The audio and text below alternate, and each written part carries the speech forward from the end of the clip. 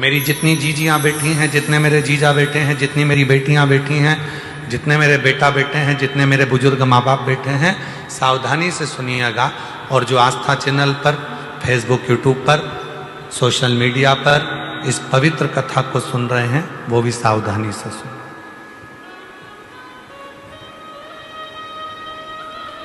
दो समय का किया गया भजन हमें नरक में नहीं पड़ने देता। एक, जिस समय पर अपने कुल में किसी को बच्चा हो रहा हो, बच्चा जन्म ले ले और उसकी नाल कटे, उस नाल कटने के समय पर जो भजन किया जाता है, नाल कटने के पहले, बच्चा जन्म लिया, नाल कटने के पहले जो भगवान का एक बार भी अगर नाम ले लिया तो समझ लेना कि जिंदगी में दूसरा जन्म नहीं हो सकता भगवान का भजन। दूसरा, शिव महापुराण की कथा दूसरा समय देती है जो मां जगत जननी जगदम्बा पार्वती जी ने बताया। जिस समय पर संसार का मनुष्य अपने घर से जल लेकर, जैसे मां पार्वती जी नदी से जल भरकर, सरोवर से जल भरकर, बावड़ी से जल भरकर पार्थिव शिवलिंग का पूजन करने के लिए जाती थीं, जिस समय पर संसार का मनुष्य अपने घर से जल भरकर शंकर के मंदिर तक जाता है, जितनी देर उसके हाथ में कलश रखा रहता है पानी का, उतनी देर अगर उसके मुख से 2 बार भी शिव का नाम निकल जाता है तो फिर संसार में उसका जन्म नहीं होता, वो शिव का।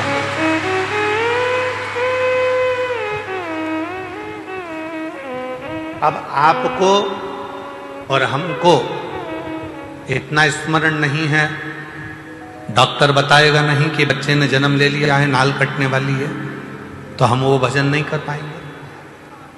पर पानी का कलश तो हमारे हाथ में है, जल का लोटा तो हमारे हाथ में है। हम जब घर से निकले तब मुख से 2 बार, 5 बार, 10 बार श्री शिवाय नमस्तुभ्यं, श्री शिवाय नमस्तुभ्यं,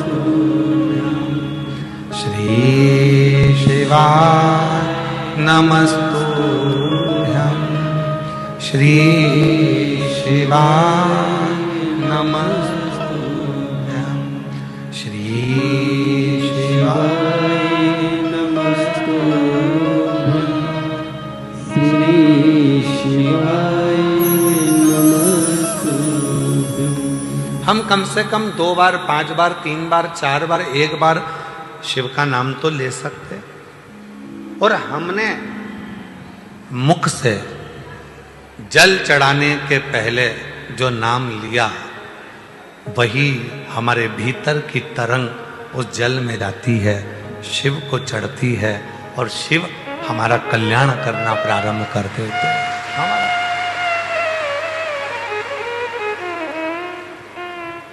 कितना सुंदर कहा है।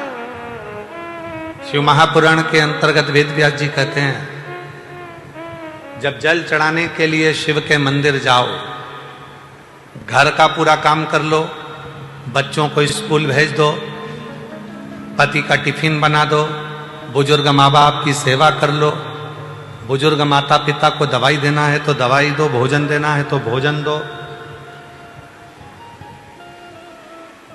पूरा घर का काम निपटा लो, झाड़ू पोछा भी लगा लो, बर्तन भी मांज लो।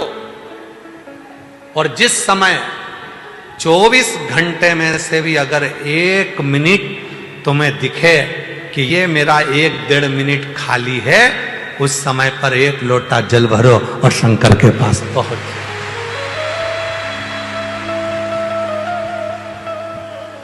झगड़ा कर नहीं, बच्चे रो रहे हैं और तुम शिव जी के मंदिर में बैठे हो, शिव स्वीकार नहीं करे। पति आवाज लगा रहा है कोई काम के लिए और तुम शंकर के मंदिर में बैठे हो, स्वीकार नहीं। घर के बुजुर्ग माँ बाप दवाई के लिए घर पर बैठे हैं और तुम शिव के मंदिर में बैठे हो, स्वीकार नहीं हो। ये स्वीकार। बर्तन मांज लिए, भोजन बना लिया, सब्जी रोटी बना ली, सारा घर का काम कर लिया। अब कई लोग कहते हैं गुरुजी हम तो अशुद्ध हो जाएंगे, हम तो अशुद्ध हो जाएंगे। ए मेरी जीजियों, भगवान शंकर ने जब माता पार्वती जी के साथ में 7 फेरे लिए, 7 फेरे, और फेरे होने के बाद जब माता पार्वती जी के मांग में जब सिंदूर भरा गया, वो सिंदूर जब मांग में भरा जा रहा था, वो सिंदूर नासिका पे आकर गिर रहा था।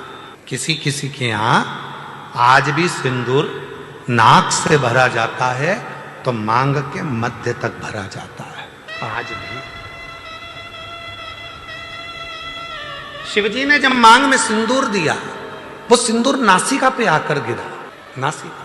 और जब नासिका पर आकर गिरा, अब देव अधिदेव महादेव ने कह दिया, सुनो पार्वती, आज मैं संसार की प्रत्येक नारी को एक वर देता हूं कि नारी चाहे छोटे से बच्चे के कपड़े धो ले, नारी चाहे अपने घर के बुजुर्ग के कपड़े धो ले, नारी चाहे झूठे बर्तन मांज ले, नारी चाहे अपने पति के झूठे बर्तन मांज ले, कपड़े धो ले, सारा काम कर ले, उसके बाद भी नारी अगर एक क्षण के लिए मेरे मंदिर तक आ रही है तो वो कभी अशुद्ध नहीं हो सकती, वो शुद्ध की शुद्ध ही है।